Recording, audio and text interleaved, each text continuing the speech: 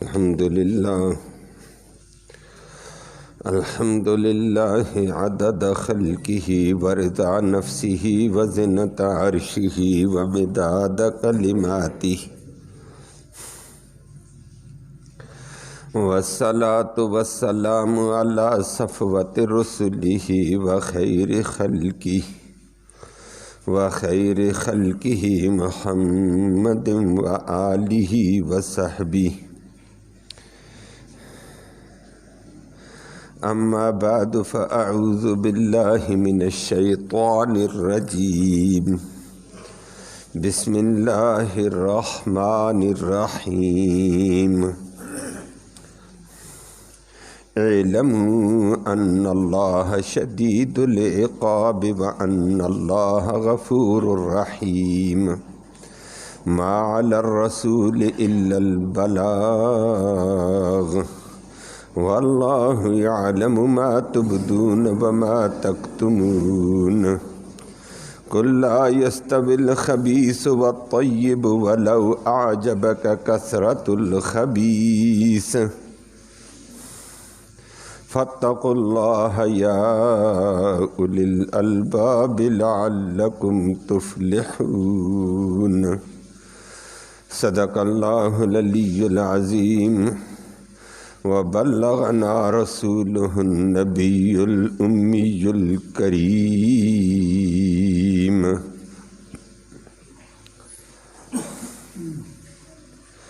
قابل تکریم معزز سامعین کرام، سورۃ مائدہ کی آیت کریمہ نمبر 98، 99، 100 کی تلاوت کی گئی ہے۔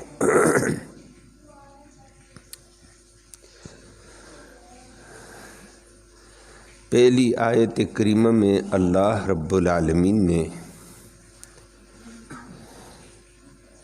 انسانوں کو زبردست ترین تنبیہ فرمائی ہے۔ چونکہ سورت کے شروع سے چلتے ہوئے حلال اور حرام کا تذکرہ ہو رہا تھا، بہت ساری چیزوں کو حرام قرار دیا۔ شروع صورت میں بھی حرمات کا ذکر تھا، 2-4 دن پہلے میں بھی ذکر کر کے فرما دیا شراب حرام، جوا حرام، اور خاص قسم کے تھان کے اوپر، بتوں کے اوپر، غیر اللہ کے اوپر نظر و نیاز حرام، قرآن دازی اور لاٹری کے ذریعے سے کسی کا مال ہڑپ کرنا حرام۔ یہ بہت ساری باتوں کا ذکر ہوا۔ پھر حرمت والے گھر کا ذکر کل سنا کہ حرمت والا گھر بیت اللہ عظمت والا گھر ہے، حرمت والا گھر ہے، اس کا ادب بجا لاؤ گے، اس کے ساتھ وابستہ رہو گے، کل کائنات کا وجود ہے یہ۔ اور بیت اللہ کی طرف جانے والی قربانیوں کا بھی لحاظ، شہر حرام کا بھی لحاظ، گوئے شاعر اللہ کا لحاظ، ہر وہ چیز جو اسلام کی علامت ہے، اسلام کا شعار ہے، اس کا لحاظ رکھنا پڑے گا۔ اللہ ہم سب کو لحاظ کی توفیق نصیب فرمائے۔ اسی کے اوپر اللہ نے سخت ترین آج تنبیہ فرما دی ہے کہ انسانوں تمہیں حلال بھی بتا دیا، حرام بھی بتا دیا، کس کس چیز کی تعظیم بجا لانی ہے۔ بیت اللہ کی بیٹیوں کی تعظیم بجا لاؤ، دین اور دین کے شاعر کی تعظیم بجا لاؤ۔ فرمایا یہ بات اگر تم پورا کر لو گے فائدہ تمہارا ہے۔ اللہ نے حلال بھی واضح بیان فرما دیے، حرام بھی واضح بیان فرما دیے ہیں، تو پھر یاد رکھو، اعلموا، یہ جان لو، دماغوں میں بٹھا لو، ان اللہ شدید العقاب، اللہ کے حکم کی خلاف ورزی کرو گے، حرام کو حرام نہیں سمجھو گے، تعویلیں کر کے یا کسی طریقے سے حرام کھاؤ گے تو اللہ سخت ترین عذاب والا بھی ہے، تو نقصان تمہارا اپنا ہوگا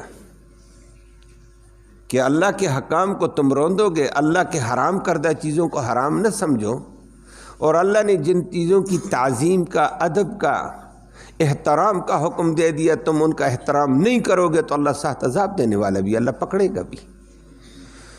اور بشری تقاضے پر کبھی کبھی انسان سے غلطی ہو جاتی ہے، لیکن بعد میں سمجھ آتی ہو زیادتی ہو گئی ہے، بے ادبی ہو گئی ہے، بے حرمتی ہو گئی ہے، ناجائز کھا لیا، ناجائز کر لیا۔ اللہ اس کا بھی ذکر فرماتے ہیں وَأَنَّ اللَّهَ غَفُورٌ رَحِيمٌ، اگر تم سچے دل سے غلطی کے بعد توبہ کرو تو اللہ بخشنے والا بھی مہربان ہے۔ تو فرمایا کہ حلال حرام کے واضح ہونے کے بعد حرام کے قریب نہ جانا، شاعر اللہ کی بے حرمتی کے قریب نہ جانا، اور بشری تقاضے پر انسان پھسل جاتا ہے۔ تم توبہ کرو، اللہ معاف کرنے والا بھی ہے، توبہ کی شرط کے ساتھ وہ بہت سارے گناہ معاف کر دیتا ہے۔ اللہ ہم سب کو معاف فرمائے۔ انسان ہونے کے ناطے سے انسان کو بہت ساری جگہوں میں پھسلن آ جاتی ہے، لغزش ہو جاتی ہے۔ اگلی آیت میں اللہ رب العالمین نے ایک اور حکم سنا دیا، ما علی الرسول الا البلاغ۔ نبی کریم صلی اللہ علیہ وسلم کو بھی تسلی دی، عوام کو بھی بتا دیا، یاد رکھنا ہمارے رسول محمد کریم صلی اللہ علیہ وسلم پر ہمارے پیغامات اور احکام کا پہنچانا لازم ہے، اور اس نے دین کو کھول کھول کر تم تک پہنچا دیا ہے، واضح کر دیا، وہ ڈیوٹی پوری ہو گئی ہے۔ اب کوئی اس پہ عمل کرتا نہیں کرتا، حلال کو حلال سمجھتا ہے، حرام کو حرام سمجھتا ہے، یا اس کے عکس میں جاتا ہے، فرمایا اس کا اپنا قصور ہے۔ نبی کا کام تھا دین کا پہنچا دینا، نبی نے کھول کھول کر ہر طریقے سے، ہر دلیل سے، ہر مثال سے اس کو واضح کر دیا ہے۔ نبی اپنی ڈیوٹی پوری کر چکے ہیں، اور وہ مختلف موقعوں پر نبی کریم صلی اللہ علیہ وسلم نے بھی ذکر کر کے فرما دیا، خاص طور پر حجۃ الوداع کے موقع پر نبی کریم صلی اللہ علیہ وسلم نے 1,44,000 کم و بیش کے مجمع میں عرفہ کے میدان میں کھڑے ہو کر فرمایا، سارا دین بیان کر کے، الیوم اکملت لکم دینکم واتممت علیکم نعمتی ورضیت لکم الاسلام دینا کا آیت کریمہ نازل ہوئی ہے کہ اللہ فرماتے ہیں آج میں نے دین کو اکمل کر دیا ہے، پورے دین کو میں نے پورے طور پر تام کر کے رکھ دیا، اور میں نے تمہارے لیے بہترین مذہب اسلام پسند کیا ہے۔ اللہ ہمیں اس کی قدر کی توفیق نصیب فرمائے، عمل کی بھی توفیق نصیب فرمائے۔ تو نبی نے پھر کھول کر بیان کر کے فرمایا، میں نے 23 سالہ دور نبوت میں ہر مسئلے کو کھول کر بیان کیا ہے۔ لوگو، کیا میں نے الا حل بلغتم، کیا میں نے دین پورے طور پر پہنچایا ہے؟ آگے صحابہ نے یک زبان کہا، اللہ قد بلغتا، قد بلغتا، آپ نے واقعتاً پورے طور پر دین کو پہنچایا ہے، پہنچانے کا آپ نے حق ادا، قد بلغتا، آپ نے پہنچایا نہیں، پہنچانے کی آخری حد تک چلے گئے ہیں۔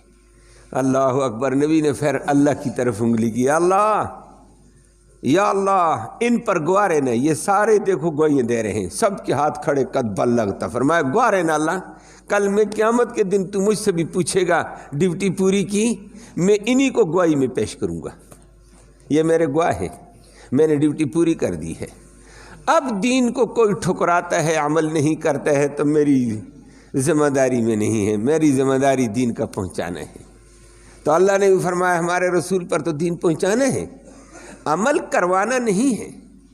عمل کرنا بندے کا اپنا عمل ہے، کرے گا فائدہ اس کا اپنا، نہیں کیا تو نقصان ہے۔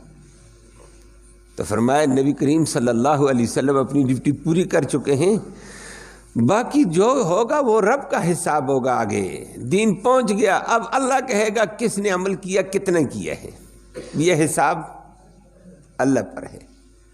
اور قرآن دوسری جگہ آتا ہے، نبی انما علیک البلاغ وعلینا الحساب، آپ پر دین کو واضح بیان کرنا ہے، اب کوئی عمل کرتا نہیں کرتا، اس کا حساب ہمارے اوپر ہے، دیکھو کیا ہوتا ہے۔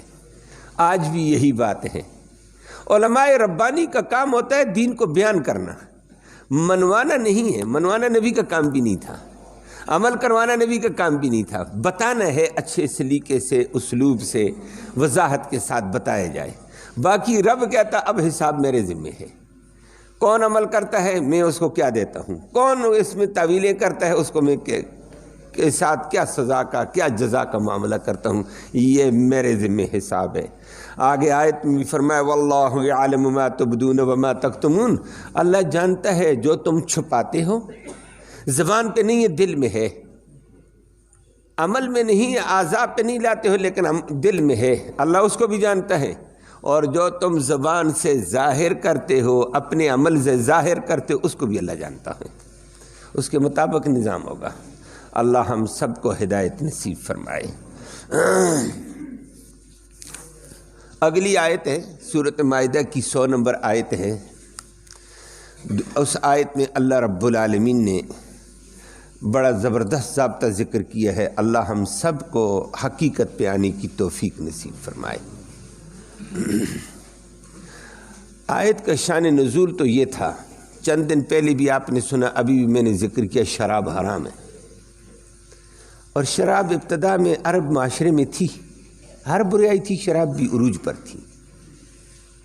چلتے چلتے اسلام آہستہ آہستہ آہستہ تربیت کرتے کرتے کرتے کرتے کرتے حضرات صحابہ کرام کو ایک سٹیج پر لے گیا اسلام۔ غزوہ احد کے بعد شراب حرام،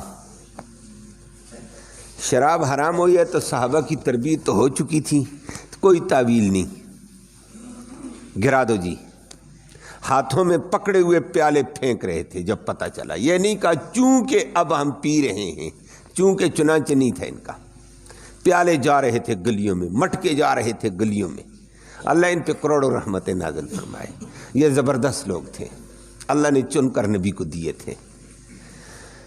لیکن اسی دوران ایک مرحلہ پیش آ گیا، تاجر حضرات بھی تھے، شراب چلتی تھی تو شراب کی تجارت بھی تھی، اور تجارت میں شیئر بھی تھے، غریبوں کا بھی شیئر تھا اس میں، یتیموں کا بھی تھوڑا بہت پیسہ لگا کر بھائی دے دو پیسے، تجارت کریں گے آپ کو پرافٹ آتا رہے گا، یتیموں کو بھی فائدہ ملتا رہتا ہے۔ ایسے ہی تجارت میں شیئر ہوتے ہیں، دیانتداری کی بنیاد پر غریبوں کو، یتیموں کے تھوڑے سے مال کو لگا دیا جائے، بڑے فوائد ہوتے ہیں، اس کا بھی فائدہ اور مالدار بندے کو بھی فائدہ ملتا ہے۔ تو کچھ تاجر نبی کریم صلی اللہ علیہ وسلم کی خدمت میں آ گئے، یا رسول اللہ ہم نے اپنے پیسے کا اور یتیموں کے پیسے کا اور بیواؤں کے پیسے کا، دیگر لوگوں کے پیسے شیئر کا، ہم نے اچھی خاصی شراب لے لی تھی، اب وہ شراب ہمارے پاس ہے، ہمارے لیے پینی ناجائز ہے، ہم نہیں پیتے۔ یہودیوں کے اوپر، عیسائیوں کے اوپر، کافروں کے اوپر ہم بیچ دیں تاکہ ہمارا مال ضائع نہ ہو، ہمارا پیسہ لگا ہوا ہے، یتیم کا پیسہ لگا ہوا ہے، بیوہ کا پیسہ لگا ہوا ہے، اب بیوہ سے میں نے پیسے لیے، میں نے تو شراب لی، شراب ادھر ہو گئی حرام، میں شراب کو گراؤں گا، بیوہ کا پیسہ غرق ہو گیا، یتیم کا پیسہ غرق ہو گیا، غریب کا پیسہ غرق ہو گیا، میرا اپنا پیسہ بھی غرق ہو گیا، اچھا سب پیسہ تباہ۔ تو کیا ہم اس کو کافروں کے اوپر، یہودیوں کے اوپر بیچ دیں؟ اللہ، گویا کہ یہ تھا کہ ہمارا مال، اچھا خاصا جمع پونجی ہمارے پاس بن رہی ہے، وہ ضائع ہوتی ہے، تو ہمیں اس کو ضائع نہیں کریں، مال کافروں کے اوپر بیچ کر کام چلا لیں۔ قرآن نے آ کر اعلان کیا، نبی ان کو بتا دو، لا یستوی الخبیث والطیب ولو اعجبتک کثرت الخبیث، پاک مال اور ناپاک برابر نہیں ہے، تمہارے پاس ناپاک شراب ناپاک ہے، اس کے اوپر آنے والا مال ناپاک ہے، ناپاک اور پاک مال تھوڑا ہو یہ برابر نہیں ہو سکتے ہیں۔ ناپاک کا اثر بے برکتی ہے، نحوست ہے، بد اخلاقی ہے، بد تہذیبی ہے، بد تادیبی ہے اس میں، اور پاک مال کے اچھے اور صاف ہوتے ہیں، برکت ہوتی ہے، رحمت ہوتی ہے۔ اللہ اکبر، فرمایا چھوڑو تم مال کمانے کے کہ مال زیادہ ہو جائے گا، ضائع ہو جائے گا، فرمایا حلال اور حرام آپس میں برابر نہیں ہو سکتے تجارت میں بھی۔ وَلَوْ أَعْجَبَتْكَ كَثْرَةُ الْخَبِيثِ، اگر تمہیں ناپاک اور حرام مال کی کثرت تعجب میں ڈالے، او جی مال بڑا ملتا ہے نا، ایسے نہیں کریں کہ مال ضائع ہو جائے گا، بڑا مال ضائع ہو جائے گا۔ اور آج کل بھی یہی حال ہمارے اندر آ گیا ہے۔ صحابہ کو جب یہ آیت کریمہ آئی تو صحابہ نے کہا بس ختم، یتیم کا مال ضائع ہوتا ہے تو ضائع ہونے کے ہم ذمہ دار نہیں ہے، روزی کا مالک اللہ ہے۔ حلال تھوڑا اچھا ہے، حرام بے شمار ہو ناجائز ہے، قرآن نے کہا۔ فرمایا چھوڑو حرام مال سے، اپنے حرام مال کو بچانے کی فکر کر رہے ہو۔ حرام حرام ہی ہوتا ہے، اس کا اثر گندا ہوتا ہے، پاک مال اچھا ہوتا ہے، یہ دونوں برابر نہیں ہے نتیجے میں، ان کے اپنے اپنے اثرات ہوتے ہیں۔ لیکن قرآن کے الفاظ بڑے عام تھے، قرآن ایسے الفاظ جامع نقل کرتا ہے نا جو اس معنی کے حلال اور حرام مال کے علاوہ ہر چیز، اور فرمایا لا یستوی الخبیث والطیب، خبیث اور طیب برابر نہیں ہیں۔ خبیث کہتے ہیں بریائی کو بھی، اور طیب اچھائی۔ فرمایا اچھائی اور بریائی بھی برابر نہیں ہے، بریائی کے اپنے اثرات ہوں گے، اچھائی کے اپنے اثرات ہوں گے۔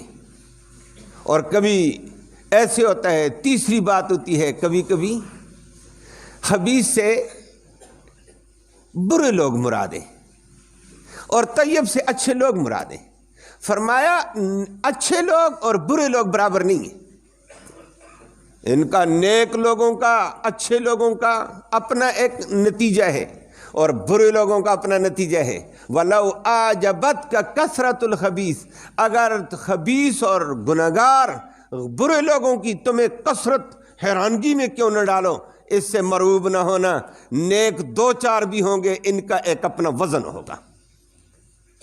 فرمایا برے کی کوئی حیثیت نہیں ہے، اللہ کے ہاں تو کوئی حیثیت نہیں ہے، آخرت میں تو کوئی حیثیت نہیں ہے، دنیا میں حیثیت ہے۔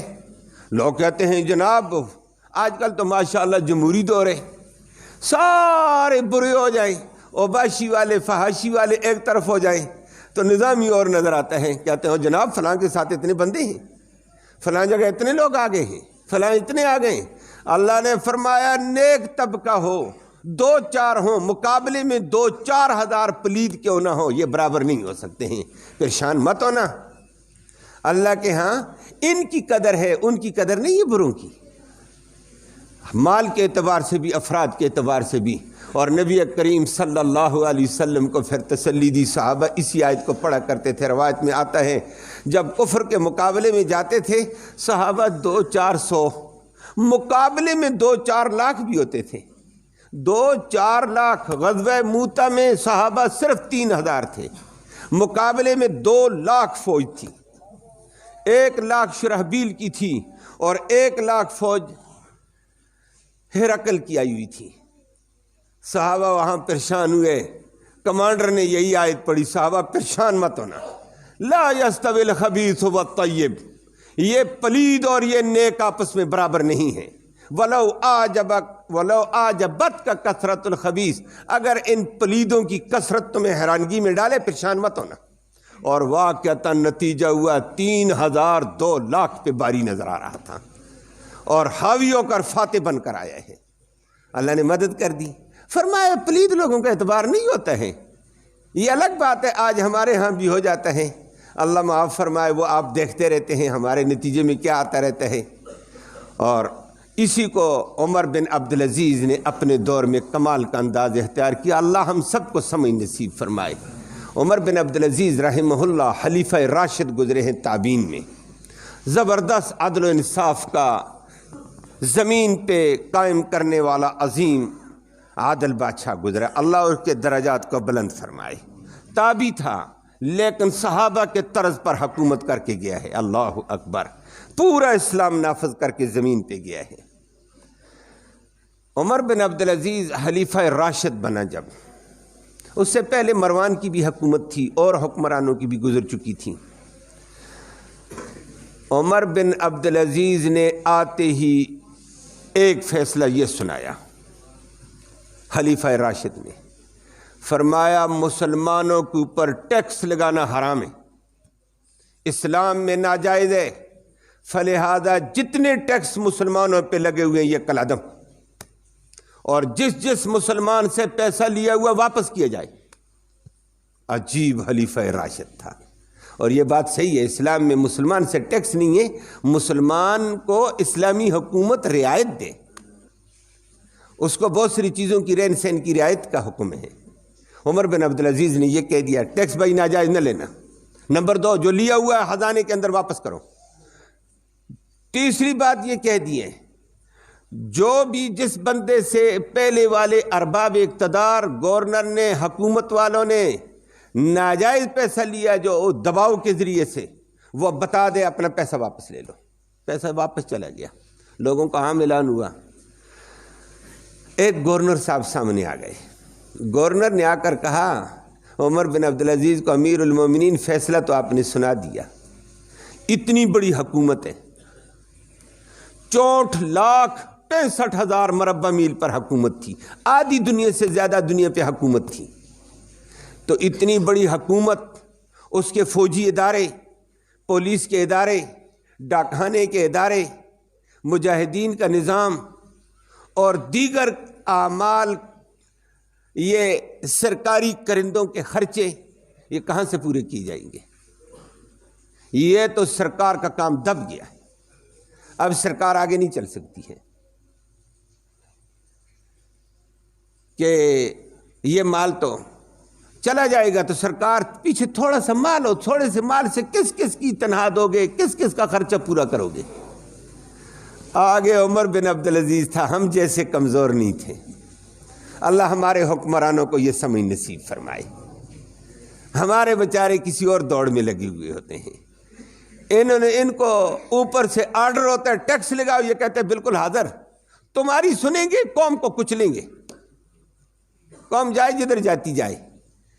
اللہ اکبر. عمر بن عبدالعزیز نے آگے یہ آیت پڑھ کر سنائی کہ فرمایا میرا قرآن کہتا ہے لا یستوی الخبیث والطیب، حرام مال حکومت کے خزانے میں ہو اور پاک مال ہے، یہ برابر نہیں ہو سکتے. حرام مال کی نوست ہوگی، بربادی ہوگی اور بے برکتی ہوگی. حلال مال کی انشاءاللہ برکت اور رحمت ہوگی.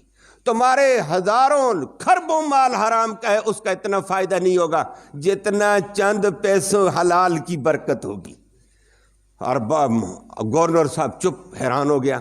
فرمایا وَلَوْ أَعْجَبَتْكَ كَثْرَةُ الْخَبِيثِ، اگر تمہیں ناپاک مال کی کثرت حیرانگی میں ڈالے گی، اتنا کھربوں پیسہ آ گئے جی، اتنے ڈالر آ گئے جی، اتنے یہ آ گئے جی، اب کام چلے گا. فرمایا ہے تو ناجائز، نہ سود کے ضمن میں آیا ہوا ہے. فرمایا یہ فائدہ نہیں دے سکتا ہے. عمر بن عبدالعزیز نے جب یہ سنایا، گورنر کے اوسان ہتا ہوئے. باقی گورنروں نے کہا ہم چلتے ہیں. ٹھیک ہے جی، پیسہ واپس دنیا کو پیسہ واپس ہوا ہے. عدل و انصاف قائم ہوا. مسلمان سکھ کا سانس لے کر دعائیں دینے لگے اللہ امیر المومنین پر رحم فرما. اور ایسی بے مثال حکومت سامنے آئی، دوسرے سال زکوٰۃ لینے والا عمر بن عبدالعزیز کو کوئی نہیں ملتا تھا. برکت آئی ہے. لوگ پھرتے تھے بھائی میری زکوٰۃ لے لو. وہ کہتا میں مستحق نہیں ہوں، کسی مستحق کو تلاش کر، میں خود زکوٰۃ دینے کے لیے تیار ہوں.